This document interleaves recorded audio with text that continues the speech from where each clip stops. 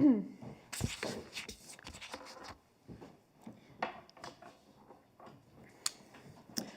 there, thanks for joining us again today. As usual, I will take you through the daily COVID statistics.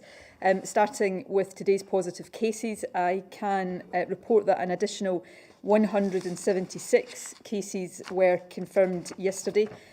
That represents 2.3% of people newly tested yesterday, and it takes the total number of cases now to 21,719. As usual, the full Health Board breakdown will be published on the website later on, but I can give you the provisional information I have, which is that 91 of these cases are in Greater Glasgow and Clyde, 32 in Lanarkshire, 16 in Lothian and 8 in Ayrshire and Arran. The remaining 29 cases are spread across the other 7 mainland health boards, and it is worth me stressing today that we have positive cases reported today in every mainland health board area. I can also confirm that 267 patients are currently in hospital with COVID. That is 11 more than yesterday, and 6 people are in intensive care, which is 1 more than yesterday. I'm also very sad to report that in the past 24 hours, 3 deaths have been registered of patients who first tested positive over the previous 28 days, and the total number of deaths under this measurement is now 2,499. Today is the first occasion on which 3 deaths have been reported in our daily figures since the 30th of June. And this reminds us of the impact the virus has had and continues to have. But most of all, of course, that figure speaks of 3 individual tragedies, and I want to send my condolences to those who are grieving as a result of the deaths reported today, and also to everyone who has lost a loved one during this pandemic. My remarks today are going to focus very much on the announcement that the Scottish Government made last night about the Greater Glasgow and Clyde Health Board area. I'll then say something about the more general situation. The Scottish Government's Resilience Committee met late yesterday afternoon to discuss the restrictions that were put in place a week ago today in Glasgow, East Renfrewshire and West Dunbartonshire. We considered a report from the incident management team and consulted the representatives of the local authorities affected. Having assessed the latest information about new cases and assessed advice from our senior clinical advisors, the Scottish Government decided yesterday that existing restrictions must remain in place for these 3 local authority areas. We also concluded on the evidence presented that the restrictions should also be extended to cover 2 other local authority areas in the Greater Glasgow and Clyde Health Board region, and those 2 additional council areas were Renfrewshire and West Dunbartonshire. Both of these areas recorded a high number of new cases in the past week. So that means that for anyone who lives in these 5 local authority areas, just as a reminder, that's Renfrewshire, West Dunbartonshire, Glasgow City, East Dunbartonshire and East Renfrewshire, that the following restrictions will apply for at least the next week. Can I just recap there? I think I may at one point have mixed up East Dunbartonshire and West Dunbartonshire. The restrictions were in place last week for West Dunbartonshire. They are now, in addition, in place for East Dunbartonshire. So East Dunbartonshire, West Dunbartonshire, Renfrewshire, East Renfrewshire and Glasgow City, just in case I didn't mention all of these areas correctly. So let me recap what the restrictions that are in place in these areas are.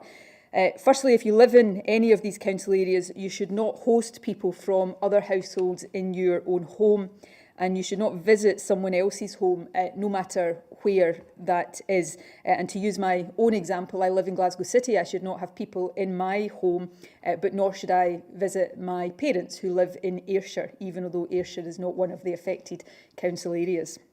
Secondly, if anyone in a household is identified as a close contact of someone who has tested positive for COVID, then we are advising everyone in that household to self-isolate for 14 days. That's different to the normal rules, where only the person who is a contact has to isolate. But our advice is that this extension is essential at this stage to help us break the chains of transmission. And finally, visiting in care homes across Greater Glasgow and Clyde is restricted to outdoor visits only, unfortunately, except for essential visits, and hospital visiting is for essential purposes only. More details, including information about exceptions to the rules on household meetings for carers and extended households, can be found on the Scottish Government website. I know that these rules are really unwelcome. As I've already said, I live in Glasgow, so I know how frustrating they are. And I, just like all of you watching, don't want them to be in place for any longer than is necessary. But overall, I believe that they represent a proportionate and hopefully effective, but also an absolutely necessary response to a worrying increase in COVID across these areas. The restrictions will be reviewed again next week. They will stay in place for as long as they are needed, but they will not stay in place for any longer than that. Yesterday's meeting also discussed the situation in other parts of Scotland, such as Inverclyde and North and South Lanarkshire. At the moment, the number of new cases in these areas, while rising, does not warrant additional restrictions. However, this will be kept under close review. We also discussed the hospitality sector.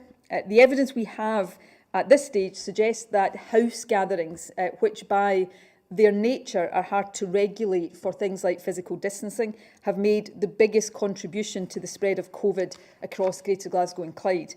They are also a setting in which older and more vulnerable people are often most at risk of infection because older and more vulnerable people are perhaps more likely to socialise at home rather than visit pubs and restaurants. As a result, our restrictions focus on meetings in people's houses. However, some transmission we know is taking place in pubs and restaurants, and so we will also keep that under close review. We'll discuss with the 5 local authorities concerned what further steps we can take to ensure that pubs, bars and restaurants are operating in line with the necessary rules. In doing that, we'll seek to learn lessons from the work that environmental health officers did in Aberdeen before pubs and bars there were able to reopen.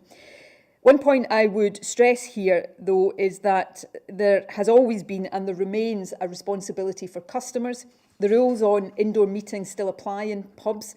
So when you go out, there should be no more than 8 people from a maximum of 3 households in any group in a pub or restaurant. And different households should physically distance. If you arrive in a bar that is a bit too crowded and where physical distancing is difficult, then my strong advice would be not to stay there. Try to find a venue that is less busy. And when you do go out, it's far better to stay in one pub than to visit several. If you spend time in 3 or 4 different bars, you're significantly increasing the number of people who could transmit COVID to you. And if you have COVID but might not realise it because you don't yet have symptoms, you are significantly increasing the number of people you could infect. In addition, if you think about how Test and Protect works, one person visiting several pubs in a night or a week creates a far bigger challenge to them than someone who just stays in one venue. So please try to ensure that you stay in the same place if at all possible. It really does make a difference to your safety and also to the safety of those around you. This is an area that we know is hard to regulate and we don't want, if we can avoid it, to have to create new rules or laws, but there is clearly a responsibility for individuals here. The hospitality sector has reopened and we want people to support the sector and, of course, to be able to safely enjoy themselves. But we are still living in a global pandemic. That pandemic is now accelerating again across the country and, of course, it is still accelerating across the world. So you should not be socialising in the same way as you were last year or the earlier part of this year before the pandemic struck. I can also take the opportunity to remind you again that the international situation remains very volatile too. We see the numbers of cases rising in many countries across Europe and further afield. So my advice is that you should still be cautious at this time about non-essential foreign travel. The final point I want to make is that the situation I've outlined today is a sharp reminder for all of us, not just for people in Greater Glasgow and Clyde, but for all of us, that COVID unfortunately is spreading again. That was always likely to happen when we substantially lifted lockdown, but it means we have to think carefully about whether it is safe or possible to open up further at this stage. And it's only fair that I signal now that while final decisions have not yet been taken, when we do our latest 3-weekly review on Thursday, we may well not be able to go ahead with any further easing of restrictions at this time. Obviously, we want to do everything possible to avoid the situation where more restrictions that have been lifted have to be reimposed. And the key to avoiding that rests with all of us. The decisions we all make as individuals still affect the safety and well-being of our communities. So please do everything you can to avoid creating a bridge for the virus to cross over from one person to another or one household to another. If you do that, there's less chance of you getting the virus, less chance of you transmitting the virus, and less chance, of course, of you being contacted by Test and Protect and asked to self-isolate as a contact of someone who has tested positive.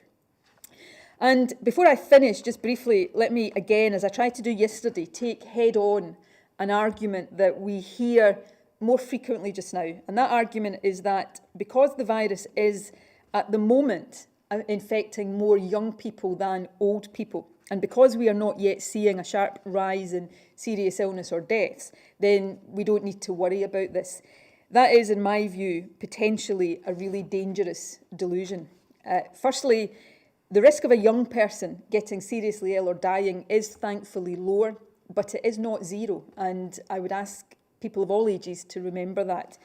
Second, we are seeing warning signs here already. I have reported 3 deaths today. That's the first time I've had to do that in more than 2 months. So we should listen to the warning signals that are already here. And thirdly, we don't live in entirely generationally segregated ways.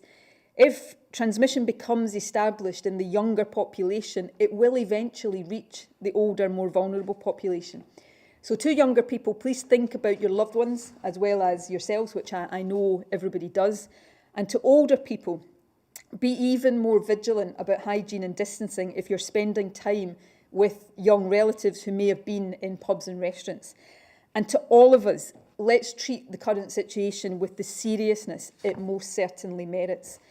Abide by the rules and remember that the simplest way in which all of us can deny the virus the opportunity to spread is by following the facts advice. These are the 5 golden rules that all of us must follow to protect ourselves, our families, our communities, protect the NHS, and ultimately, let's not lose sight of this, save lives. So let me just end with a reminder of these 5 rules. Face coverings should be worn in enclosed spaces. Avoid crowded places, whether they are indoor or outdoor. Clean your hands regularly. Make sure you clean hard surfaces as well. Keep to 2-metre distancing wherever you can. I know that can be difficult, but it remains a really vital protection against this virus spreading. And remember to self-isolate and book a test if you have symptoms of COVID. It's not easy for any of us to do all of this, but doing all of this helps us individually to contribute to a situation where collectively we have the best chance of keeping this virus under control. So my thanks to all of you for joining us again today. I'm going to hand over now to Jason Leitch to say a few words before he and I take questions from the media as usual. Thank you, First Minister. I just want to set some broader context and then go back to the basics a little. The World Health Organization tell us that this pandemic, as the First Minister said, is still accelerating. Over the last 8 months, 27.5 million people have caught this virus. Today, we will cross 900,000 deaths from this virus globally. There are 7 million people currently infected and infectious with this virus, and there are 60,000 people in intensive care units around the world. Yesterday, 235,000 people caught it. 235,000 people. Now, Scotland, the UK and Europe have done well. The prevalence has been reduced, but is now, as you can see, accelerating again. And you can hear from our words and our concern that we are worried about it. The UK has reached 3,000 cases on 2 days in a row. Scotland has had 1,000 new cases in 7 days. We admitted 19 people up to the 26th of August in a 7-day period. We're at the edge of what we can safely do while maintaining the prevalence at this rate, and we have to do better to get those numbers down.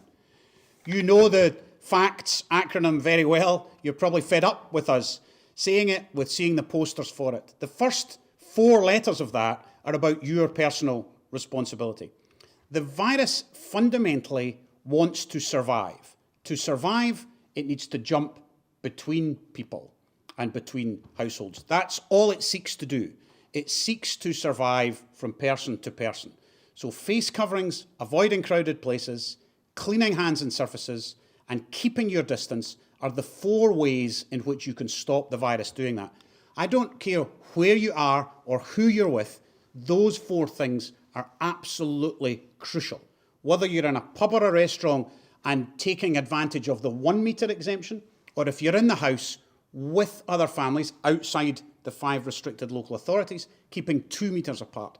I get worried when I see groups in hospitality that don't look as though they're from one household and they're not at least 1 metre apart. Please wash your hands consistently and well and clean the surfaces and other items that you touch. The basic rules have been the same now for 8 months. The 5th fact, the S, is about test and protect, the other weapon we have against this virus. So if you are a positive case, if you are contacted by Test and Protect, please follow their instructions. Please self-isolate for those 14 days. We know how difficult that is. We know how serious it is to ask you to do that. But it is the simplest way of breaking those chains of transmission and stopping the virus spreading between households. Thanks, Jason. We'll move to questions now. Ewan Petrie from STV. Thank you very much, First Minister.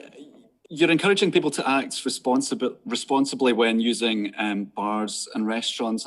I just wonder how you suggest local authorities enforce that, and if people ignore that advice, short of closing them down, are you considering making restrictions on the number of pubs and restaurants they can visit compulsory? Look, everything remains an option, and that's not to say we will do every single thing that's suggested, because we have to assess all of these potential measures for their practicality, their effectiveness, for the ability to regulate and police them. But we have to keep all options under review, and we have made changes here already. Local authorities now, as of the last few weeks, now have powers to, if necessary, close down or put conditions on individual premises if there is a concern that they're not following the rules. And certainly the local authorities that have wider restrictions in place right now, those that participated in the resilience meeting last night, are actively looking at how they step up their enforcement and get that message across. So we have given those additional powers, and the guidance that has been in place for some time now for hospitality businesses, we have given that a legal statutory underpinning. So we will continue to look at how we strengthen that, how we get the messages across, and how we make all of this advice that we are giving more effective in terms of people's compliance with it. Ultimately, it comes down to every one of us, and that applies to business owners, but it applies to every single one of us who might be using one of these businesses, to make sure we are all doing the right things. If we go somewhere and it looks as if others in that place are not doing the right things, raise concerns or leave again. And all of us need to, in all of these ways, just try to make sure that collectively our individual behaviour adds up to the kind of response we need. I don't want to see businesses having to close again. There are still businesses in the country that are not properly trading. You know, large swathes of the economy, although it is open again, are operating under restrictions. That's better than not operating at all. I don't want to have to go backwards and close hospitality again, because the economy is suffering here, and we can't lose sight of that.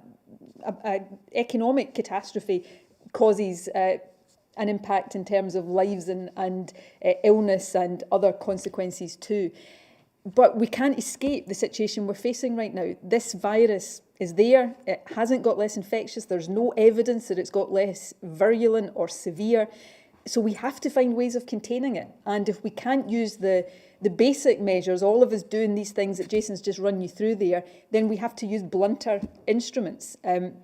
But we don't want to do that if we can avoid it. So I am appealing to people, and I think you can hear the sense of pleading in my voice, is everybody take this moment as a real reminder of the need for all of us to do this. And it will make a difference. We know that because we do know how viruses spread. So equally, we know how to stop viruses spreading, or at least limit the spread of it. And that's the message I really hope everybody takes from the situation that we're facing again. I spoke to the Federation of Small Businesses in Scotland this morning. I did a question and answer Zoom call with all of their representatives and lots of the business owners of Scotland. All of the questions were about how they could help. Not about how they could push the boundary, not about how they could get round the guidance. They were all about how can we help? What should we do to help control this virus so our businesses can stay open? And that's, I think, the majority of what the business community want. The economy is a public health intervention as well. I don't want people to be unemployed or to lose their businesses. And most of indoor hospitality is also behaving responsibly. I haven't been out for dinner much, but I phoned to book a table last night for 2 couples, for 4 people, and the first question I was asked by the person on the phone was, can I just ask you how many households that is? I said, it's 2 households. She said, that's fine. We'll put you at a round table that normally seats 6 people. We'll have you a metre apart. That's perfect. That meets the rules, follows the rules, and that's exactly how all business should be performing. Thanks, Suzanne Allen from BBC. Do you have the newest data on cases per 100,000 per health board area? And is there a demographic that is driving cases upwards? We have, so I can tell you, as of yesterday, the number per 100,000 for Scotland as a whole was just under 20 per 100,000.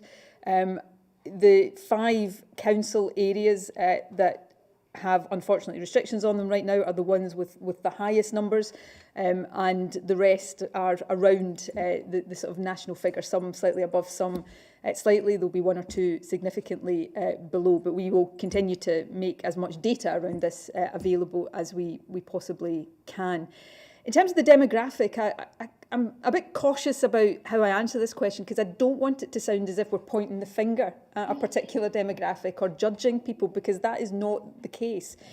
The evidence, though, the data we have right now shows that, and this is in stark contrast to the earlier part of this pandemic, is that the greater number of infections now are in the younger age group as opposed to the older age group. So broadly speaking, between ages 18 to 39, that's where the biggest grouping is. Now, that, I suppose, when you stop and think about it, is not that surprising, because younger people are more likely to be back at work. They are more likely to be taking advantage of the relaxation of rules around hospitality and meeting up between different households. So that stands to reason. But the thing that worries me most right now, I said yesterday, and I really hope that we're standing here in a month or 2 months' time, and this rise in cases hasn't translated into a rise in illness and death, and that, you know, something has happened to this virus that's made it, you know, less deadly. I would love to think that would be the case, but we have no evidence right now that is the case. So we have to continue to operate on the assumption that even although it's circulating in the younger population right now, as I said earlier on, that doesn't mean nobody there will get ill or die, but it stands to reason that eventually that transmission will move into the older population, because we don't live in a completely segregated way. And, you know, I worry about a complacency that looks at case numbers rising, but hospital and death numbers not rising, and we just say it's not that serious anymore, because that will be potentially just a matter of time. And I come back to a point I made earlier on. It's not the case that death numbers and hospital admissions are not rising. They are starting to rise in Scotland, as we've seen from the figures today, and the figure I reported yesterday, that up until, I think, the 31st of August, in the week leading up to that, we did 22 hospital admissions, still very low compared to earlier in the year, but that compared to 14 in the week before. So these warning signals are there, and we've got a choice. We can pretend we don't hear them and just carry on as if life is back to normal. And my real fear is that in a few weeks I'll be standing up here reporting really grim figures again. Or we can say, okay, we might hope for the best in what will transpire over the next couple of months, but let's make sure that we're not being complacent, that we're actually taking this as the moment to all of us think about and comply with all of these things we have to do. And I can't be any stronger in my appeal to people to choose the latter course. The virus is the same virus that we had in March. There's no scientific evidence the virus has changed significantly. 4% get hospitalised, 1% die. The French numbers, the Spanish numbers, 3 or 4 weeks ahead of us, 42 people died in Spain yesterday. So I have no evidence at all that this virus is milder. And it can kill people in their 30s and in their 20s. Thanks. Tim Batchel from ITV Border. Thank you, First Minister. Given the increasing coronavirus cases that we're seeing, particularly among young people, how concerned are you about students going back to universities and colleges over the next few weeks? I suppose, just to be blunt about it, I'm concerned about everything that potentially increases transmission. We knew that schools could do that. We know that every single restriction we've lifted had the potential to increase transmission. And if we look ahead over the next month, then the return of universities and colleges is probably the thing that is likely to have the biggest impact on that. Yes, I'm concerned, but I also know that we can't keep life locked down forever, because that has consequences too. It has consequences on people's health and well-being. It has consequences for the economy, which then feeds into health and well-being impact. So we can't stay locked down forever. But as we come out of lockdown, as all of these things return, the big things like universities and colleges, as well as the smaller scale things, it makes it all the more important that we maximise the different ways of controlling transmission. And that does come back to the basics. Comes back to the hand washing, the face coverings, the staying away from crowds, physical distancing, and making sure we're helping Test and Protect do its job. And the bottom line here is, this is not a case of do you try to keep this virus suppressed or not. It's a case of how do we do that? And if we don't manage to do it through these ways that involve all of us behaving in responsible ways, we will have no option but to go back to blunter instruments again. And none of us want to do that. We're not the only country in the world grappling with this. Reading this morning about Denmark just imposing some restrictions again on public gatherings. France has got a real problem just now. Spain, probably even more than France. Almost Ireland has seen a sharp rise in cases in recent times. England and Wales and Northern Ireland, perhaps even the rise in the last couple of days in cases there is even steeper than Scotland's has been. So this is not unique to Scotland. This is a global pandemic, and it's an infectious virus that we have to control one way or another. So if we don't control it through lockdown forever, because that has consequences, we have to control it in other ways. And that's why, as Jason said earlier on, I know everybody must be getting sick hearing me and him and everybody talk about facts and doing all of this, but it's just so important. And if we don't do all of these things, we'll end up having to look at other things again. Anas Hassan from Kingdom FM. Thank you, First Minister. It's a question for you and one for the Professor as well.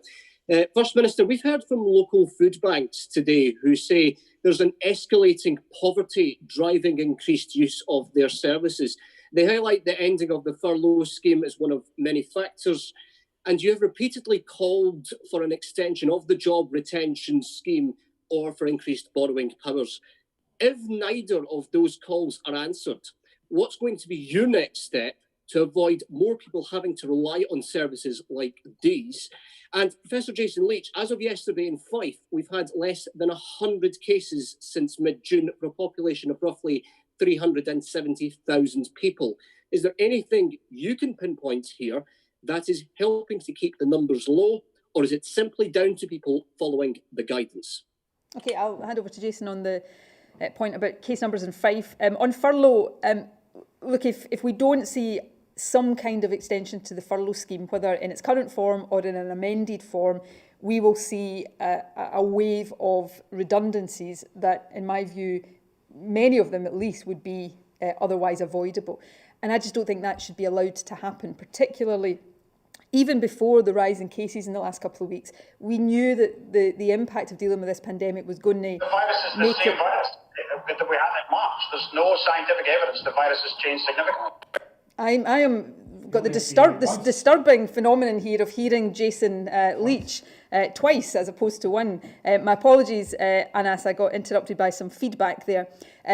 We need to avoid that wave of unavoidable redundancies. That was the case before the increase in COVID because many businesses are still operating under very restricted conditions. But now that we see cases rising again, I think that need is even more so.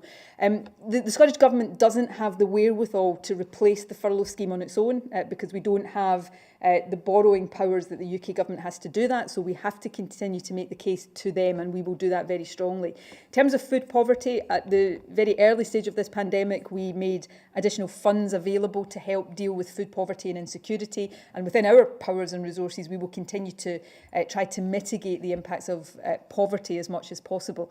We, over the remainder of this year, will be putting in place the longer-term Scottish Child Payment, which is a key indication of our commitment to lift families out of poverty, and that is an even greater need now than it was even before. So the demographics of Fife are specific to Fife. The nature of how people behave is specific to the individual people. Lots of things affect the infection rate, and Fife's numbers are presently low.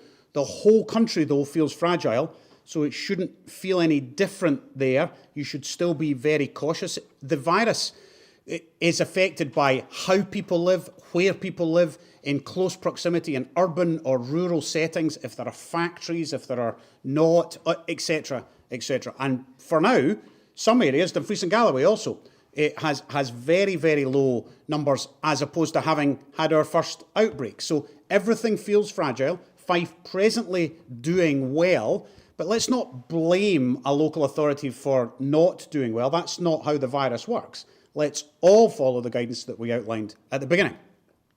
Ryan Rutherford from Borough.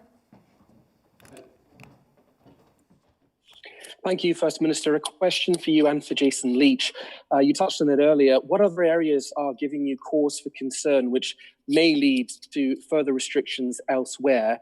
Could Lanarkshire be next? And if so, how soon could we see that happen?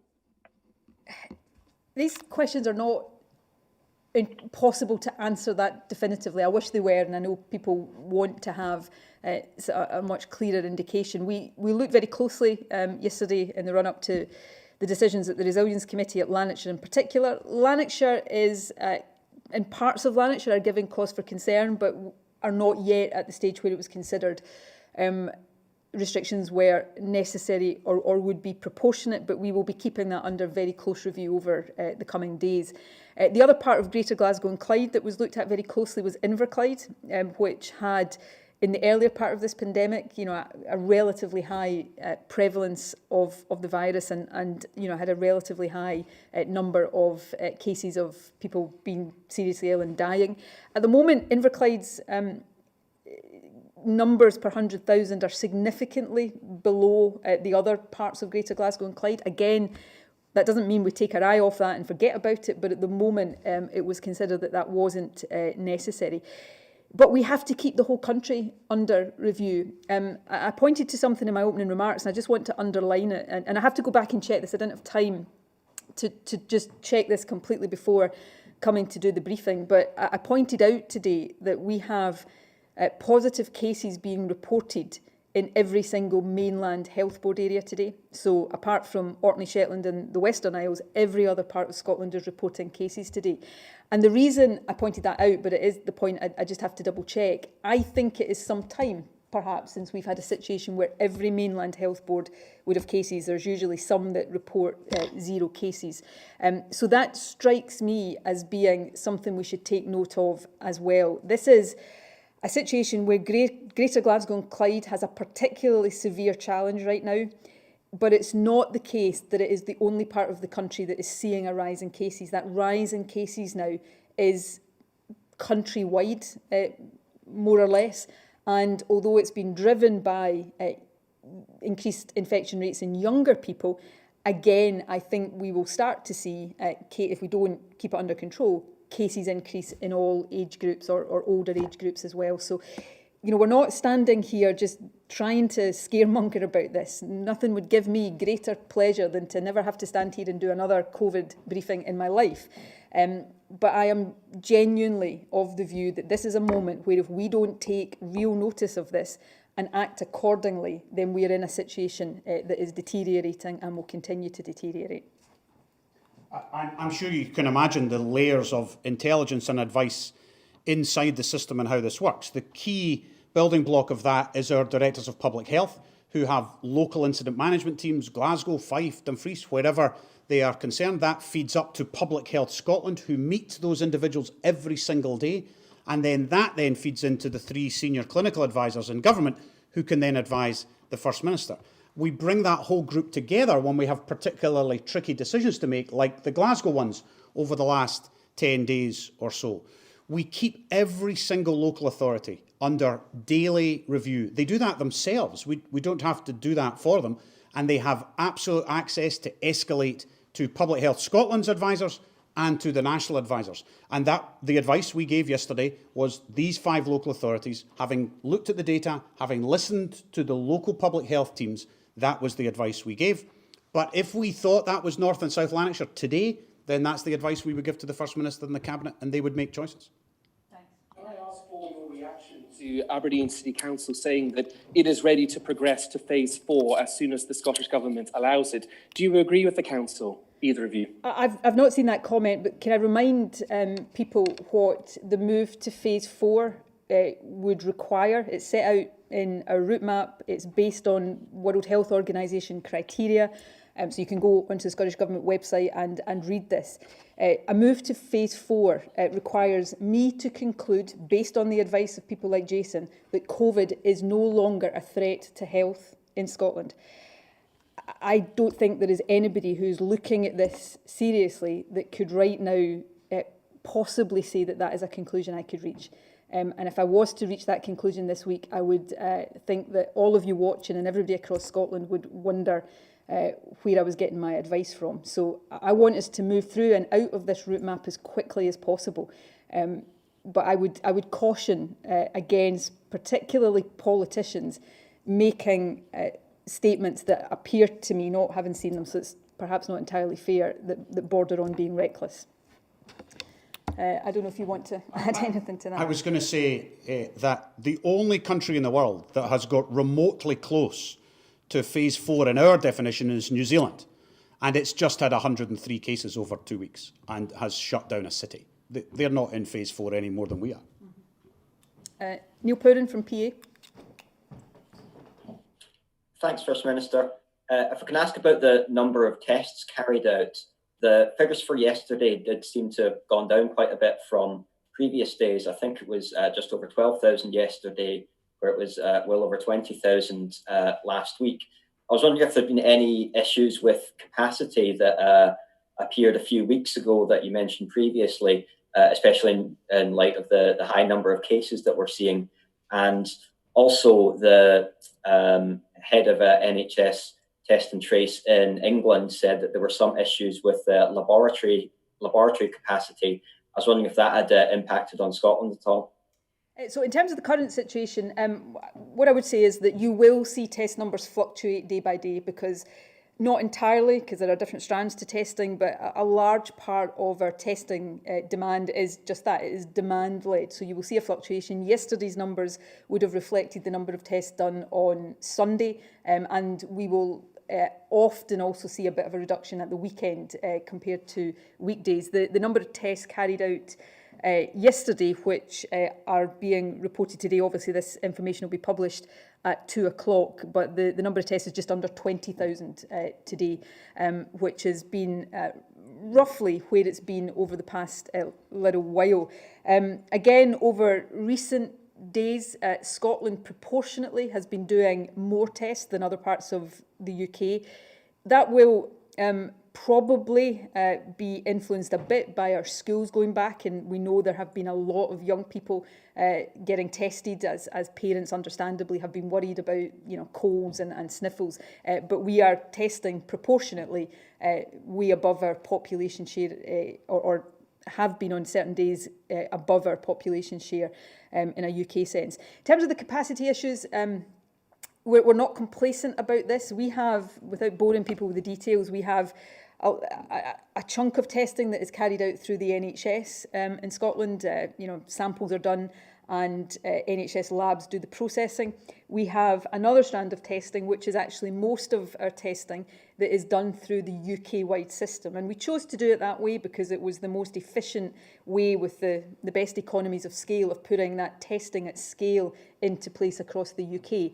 But that means, and this is where we are in discussions with the UK government, just to make sure that we don't find ourselves squeezed for capacity where demand might be higher in other parts of the UK. And so these discussions will continue. They are important, but at the moment, I am of the view that the testing volumes we are done show that we are doing more than our population share, but we will continue to keep that under review. The final point I'd make on testing is just that we continue to take steps to make the access to testing easier. There will always, particularly for people living in remoter parts of the country, be challenges there. People have the option of getting a home test kit delivered, but we are establishing a number of walk-in centres across the country, which I've mentioned here before. The first priority for these, the first ones opened in Aberdeen. I think the next ones that will open are in Glasgow, but we'll give more detail of that in due course. We are prioritising at the moment university towns and populations, but we will also, through those walk-in centres, try to improve the accessibility of people in more rural parts of the country. Conor Matchett from The Scotsman. Thank you, First Minister. Two questions, if possible. One to start with for Professor Jason Leitch. I'm just curious about the case numbers in NHS Lothian. They've been in double figures for a good week and a half now. I'm just looking for any information you have about the location or the nature of them. And First Minister, if I may take you back to pre-COVID terms, you said that warnings from Dame Sally Davies back in, I think it was October last year, that a no Brexit deal could lead to deaths was absolutely horrifying. How concerned are you, given the developments this week with potential changes to the internal market bill? How concerned are you about the joint impact of a no-deal Brexit, and a second wave of coronavirus? Thanks, Conor. I'll hand over to Jason in a second. I'm not going to get diverted into Brexit here. I'm here to do a COVID briefing. You're absolutely right to point to the potential concurrent risks that we face going into the winter. Brexit generally, the prospect of ending the transition period with no deal and the implications of the internal market bill that will be published, I understand, tomorrow are well known. I have significant concerns about all of them, but we can provide you with a bit more detail on that afterwards. I've tried very hard to keep this briefing very strictly on COVID, so I'm going to continue to do that today. Jason, do you want to? Lothian is although no positive case is a good thing, and we worry about every single case, I'd rather eliminate this virus if we possibly could. Lothian is behaving well, Test and Protect is functioning well, the testing capacity is good, there are no significant outbreaks, there are small pockets, there's no pattern that's reached our level, there's been no theme that Test and Protect have said, look, we need you to be careful because this set of hospitality or this set of homes or house parties, there have been the typical things we've seen around the rest of the country, too many house gatherings and house parties, and you saw a very high-profile one last weekend that the police have publicly talked about and people have been arrested as a result of it. But there's nothing else special in Lothian other than there are still cases. And the advice, I know it's boring, the advice we gave at the beginning applies in Lothian just like it applies everywhere else. Thanks. Chris Musson from The Sun.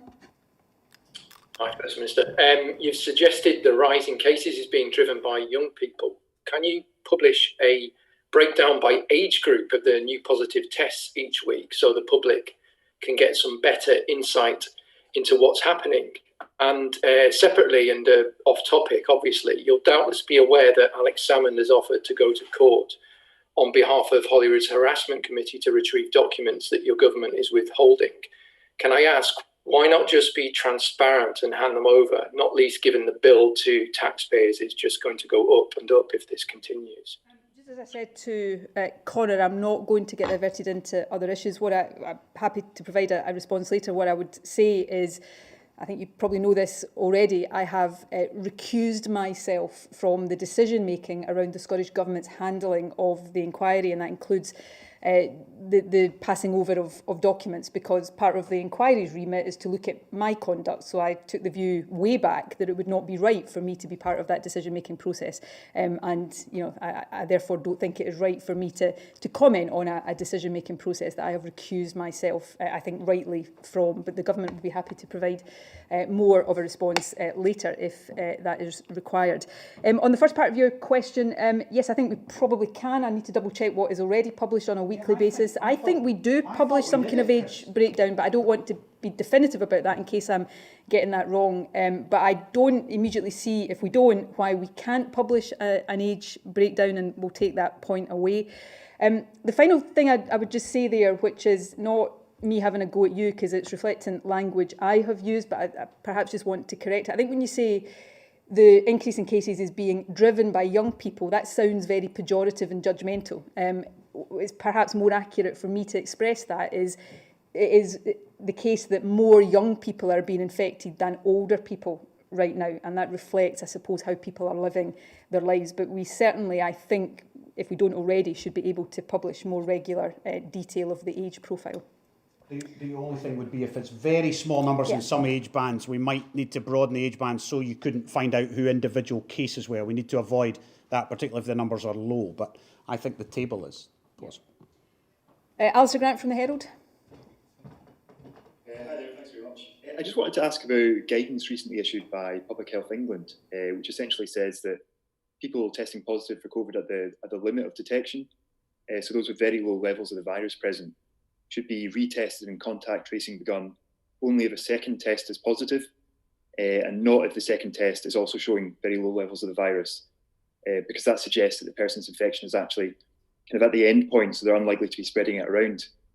As I understand it, I think one of the reasons for this is that scientists think some of the positive cases we're picking up are actually people who could have been infected as much as 6 weeks ago, which maybe explains why hospitalizations aren't matching up with the rising cases maybe quite as much as we'd expect. I just wonder if this is something we're looking at issuing similar guidance on in Scotland. I'll hand over to Jason pretty quickly on this, but as we've said here previously, the PCR test that is done detects virus. It doesn't have the ability to see whether it is live virus that will be infecting people or older virus that may still be in somebody's system. And yes, that is a factor in the interpretation of tests that is carried out. There will be, for a number of reasons in our testing numbers every day, people who are tested multiple times. So, we will do, I said earlier on, almost 20,000 tests. That is probably representing only about, 10,000 or so people that are newly tested for the first time. And the last point I would make before Jason can give you a much more technical answer than I am managing is when it comes to contact tracing, I guess my view as a politician, not a clinician, is that we should still err a bit on the side of caution rather than the opposite, so that we're capturing as many people as we possibly can. So this isn't particularly news. We've known since this PCR test came in that PCR tests by their nature find genetic material of virus. They don't find virus. If they find live virus, that has genetic material in it. If they find remnants of virus, that also has genetic material in it. I've said from this podium many times that this swab up your nose and down your throat just finds genetic material. So we can't tell if you are infectious when that test is positive, but we can't tell if you're not, and it's the best judge we have.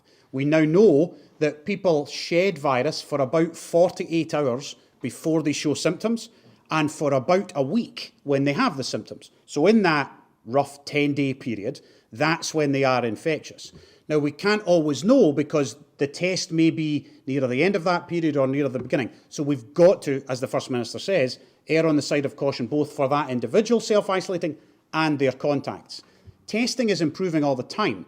We will eventually be in a position where we'll have more elaborate science, and it will allow us to say yes, no, or a middle group of maybes, and they're the ones you might retest. Public Health England haven't said retest all the positives. That's not what their guidance says. But in some laboratories, you can go deeper in the machines to understand a little bit more about what the virus is doing and showing, and science will help us out of that. In the meantime, even though the test isn't strictly a yes-no test, we have to treat it as though it is because we have no choice. but we're going to get better science that will help us.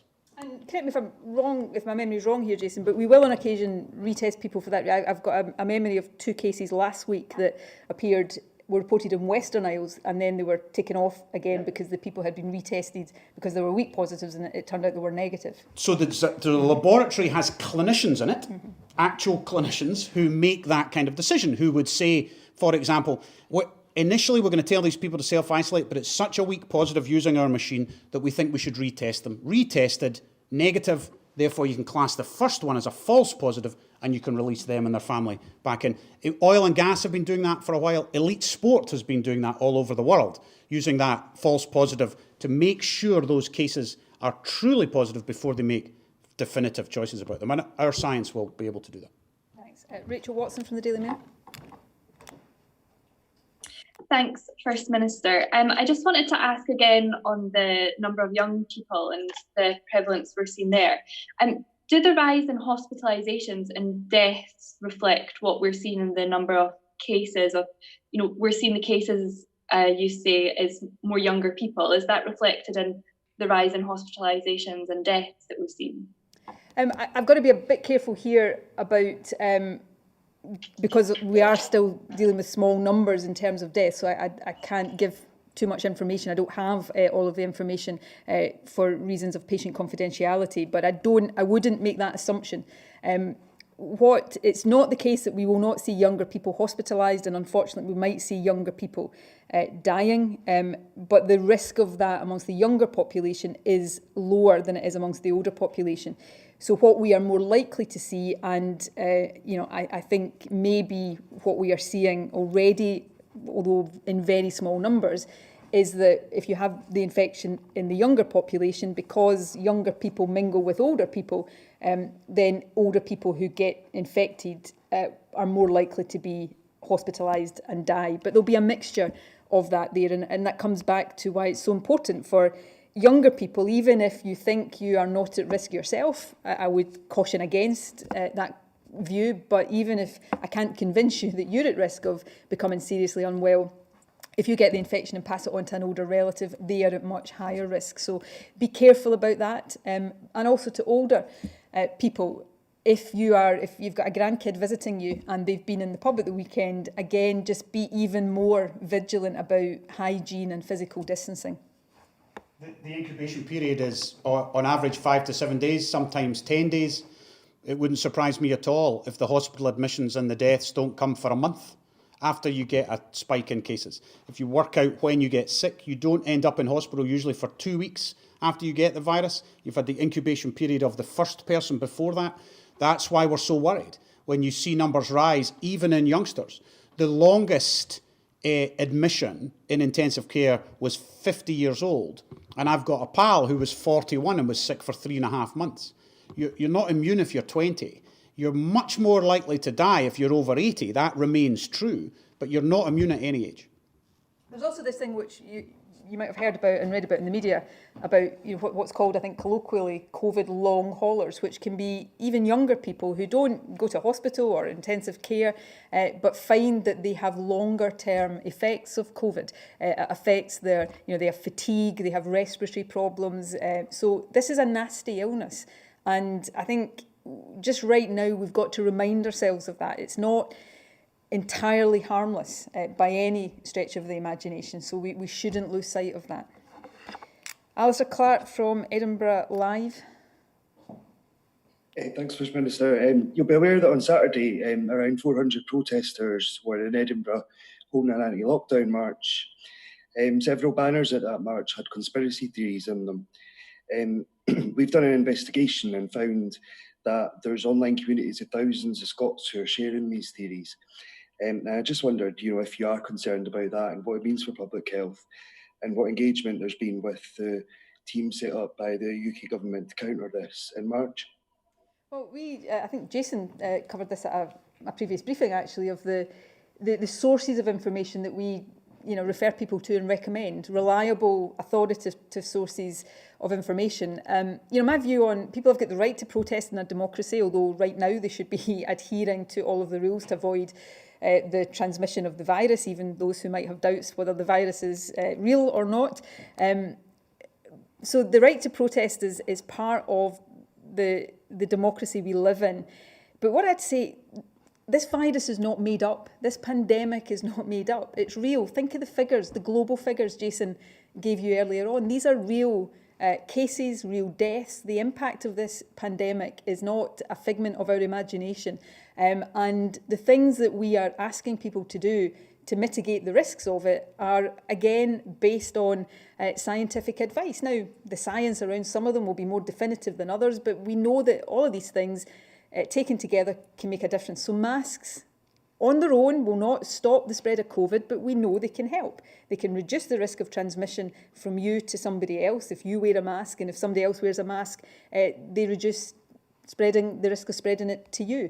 And similarly, we should all hope that there is an effective vaccine found for this soon. And when there is, we should be encouraging people to be vaccinated, just as we encourage people to be vaccinated against the flu every year, because that is the best way of all of us getting back to genuine normality. Because until then, we're going to have to find the different ways of keeping this virus at bay. So people have a right to opinion, they've got a right to protest, but equally, we have a duty, I have a duty as First Minister to point out the facts to people, the facts in terms of the campaign, but the facts in terms of the basic realities of this situation that we're talking about, and point people to authoritative sources of information. NHS Inform in Scotland would be one of the top sources of information I would point people to if you have questions about COVID.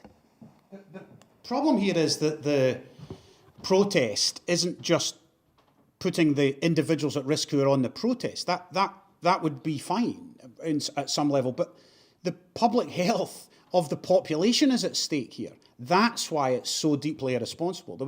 I read a horrible story of a gentleman in America who believed the conspiracy theories. Him and his wife believed all the conspiracy theories, and they lived in Florida.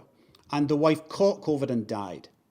And he's now all over the media in the States telling people to not believe what he believed. This virus is real and it killed his wife. It's an extreme story to make the same point. It's deeply irresponsible to spread rumours and falsehoods about this virus and to influence others to come with you on that journey. It really, really distresses me. Agreed. Andrew Learmonth from The National. Thanks, First Minister. The UK government is looking at the idea of using COVID tests to enable people to get what could amount to a 24-hour COVID-free pass, allowing them to attend venues like theatres. Is that something you're exploring? Do you have the capacity to do that? And to Professor Leitch, if I may, on the COVID long haulers, according to the King's College London COVID app, we know that around 60,000 people in the UK have been suffering from long COVID. Do you have any idea of the prevalence in Scotland? Are clinicians dealing with cases? I'll hand over to Jason on that point. Jason will also want to talk about the rapid testing point. He did it last week when we covered this point in detail. I touched on it again yesterday. The UK government doesn't have the capacity to do this right now because the testing and the capability and the capacity is not there right now to do it. We are in discussions with them. We are engaged in the discussions around the pilot projects they're doing. We would all love, absolutely, to think that we would reach a point, hopefully in the not too distant future, where short of a vaccine, we could have some, approach to testing that effectively allows people to test themselves every day and if they're negative, go about their normal life. So it's really right that governments are exploring that, working towards that, but we also have to be realistic that we cannot bank on that being a reality anytime soon. I hope it is, but we can't bank on it. Just as unfortunately, while all the signs are encouraging right now, we can't absolutely bank on a vaccine being available for this coming winter. So, yes, let's keep pushing all of the scientific developments, but in the meantime, you can rest assured the cleverest scientists in the world are all beavering away at this stuff. In the meantime, we've got to think about what all of us can do to keep this virus at bay, which is all the things we've been talking about. The test doesn't exist and the logistics don't exist. But we should, of course, be in the room aiming for it. But if you think about this on a UK basis, just the UK, that's 60 million tests a day of a test that is fictional presently. So we don't have it, but it is attractive. I worry that it's a little bit of a distraction from trying to get the present prevalence under control, getting everybody to follow the guidance just now, but we absolutely are in the room. Our chief scientist is engaged in that process, and when and if that becomes available, we of course will be part of it. It is an attractive, if slightly science fiction solution, that everybody would wake up in the morning, take a quick test, then decide what they could do and do the same the following day. But I would like it, but I don't see it yet. On long COVID, so-called, yes, we are beginning to see people with chronic illness as a result of this viral infection. Our primary care system, our respiratory clinicians are beginning to see people. The challenge in here is, just like there's no treatment for acute COVID, there's no treatment for long COVID other than supportive therapies to help people with lung function if their lungs are scarred, or tiredness or other things. This is a bad disease. You are better not to get it than have to deal with the consequences 3, 4, 5 months later. And our health service will be ready for that. We have rehab available. We've published a framework for what it will be like for people with guidance in it. We have evidence people working on the global evidence for what will help these individuals and patients. But the basics are it's better not to get it. Thanks. Helen Pussock from The Times. Hiya. It's a long time since I was at university, but I presume there's still an element of people living in shared housing, and I'm wondering what you're saying to them amid the restrictions in Glasgow and surrounding authorities about not going into a house with other people. Presumably there's some exemption for them going back to university, or that's going to have to be disrupted in some way. And the other thing I wanted to ask about was testing. Please don't feel the need to go over what you're planning for testing or how the numbers fluctuate. I'm just trying to understand them. So 3 weeks ago, you said capacity was 40,000. Last Wednesday, less than 30,000 tests took place. But in the Lothians, people were being told they had to go to Aberdeen if they wanted to get a test at a testing centre. I don't really understand why it's sensible to advise these people to go 80 miles with COVID symptoms. And also, I'm just trying to get my head around how we have a capacity of 40,000, less than 30,000 tests, and patients having to go to Aberdeen from the Lothians for a test. Okay, I know this is complicated, but it doesn't really help for you to preface the question by saying don't bother to explain it, because I have to explain it in order to, and I've explained this several times. So capacity, there is two elements of capacity. There is the capacity to take swabs from people, and then there's the capacity to process those swabs, and the two have to be in sync. So if you have the head of Test and Trace in England today, that made a comment earlier on that was referred to earlier, talked about how they've got capacity in testing centres. It is their laboratory processing capacity that is under pressure. So you have to make sure these are in sync. And this is the bit we are working with the UK government to make sure that we're doing this in a way that doesn't lead to just absurd outcomes, like somebody in one part of the UK being referred to a testing centre with capacity, miles or hundreds of miles away, to make sure that management of the capacity within testing centres is arranged on a more sensible basis. So you have to get all of these things, absolutely aligned. It's not easy. It's a big logistical challenge. We are operating right now within a UK framework for that, but we're trying to make sure that within that, Scotland's needs, geographies and demand for testing is properly taken account of, and we will continue to do that and improve the efficiency and the resilience of that system. And you will always have a mismatch between capacity of either strand of capacity and the numbers of tests being done, because the number of tests being done, except for the routine part of our testing programme, for example, every week care home workers are tested. But other than that, testing demand is driven by people who have symptoms. So we don't know on a daily basis how many people will be coming forward with symptoms. So you cannot be absolutely certain day to day what the demand for testing will be. So you have to make sure that you try to keep a capacity that is above the demand. And over recent times, we have almost deliberately, and this is where over the next wee while, this will come under more and more pressure. Over the past period, we have deliberately been building a capacity that exceeds demand, because we've been building capacity with a view to what is needed into the winter months, not what... If we had been building a capacity based on the demand over the past couple of months, the capacity would be much lower than it is. But we've been looking ahead to winter demand to try to make sure capacity is relevant for that. So I know that's complicated. These are things that I and the Health Secretary literally occupy our days with, looking at the demand, the capacity, making sure that we are having the right discussions with the UK about how all of that is managed, not just in Scotland, but UK-wide. The first part of your question, what we're saying to universities, we published guidance for further and higher education a week ago today, so I would refer you to that. That covers things like blended learning, use of face coverings, access to testing for symptomatic students, but also covers the rules around shared accommodation for students as well. I don't know if you want to add anything on testing. Else, is it? And Well, just the rules in Glasgow,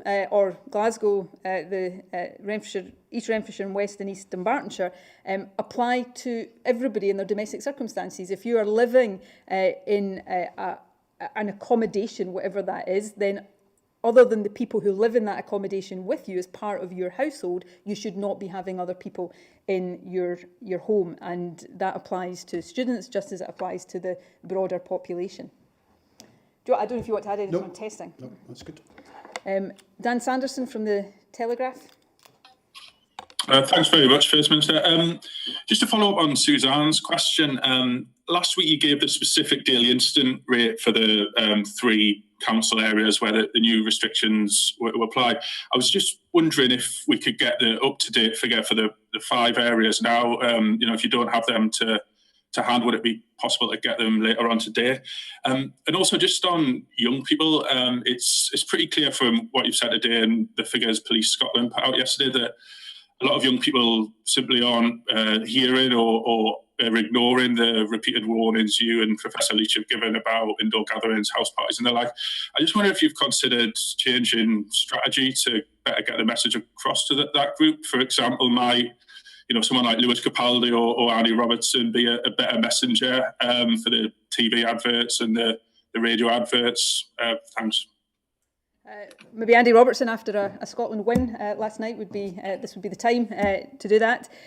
We think about this all the time, and we are very mindful right now, given, I suppose, the different phase we are in of the need to make sure that we are communicating to people in a way that people are hearing and hopefully listening to, but also the type of messages that are going to work best with different groups of the population. We will shortly have a particular marketing campaign trying to get messages across to younger people in particular. So these things are under ongoing review.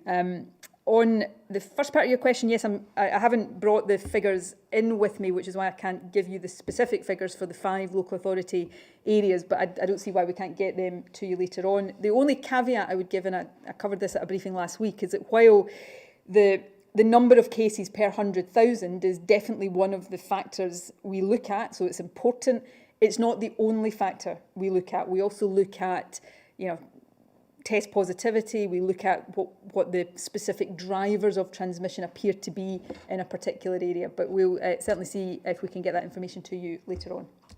Do you want to add anything finally, since that's the last question?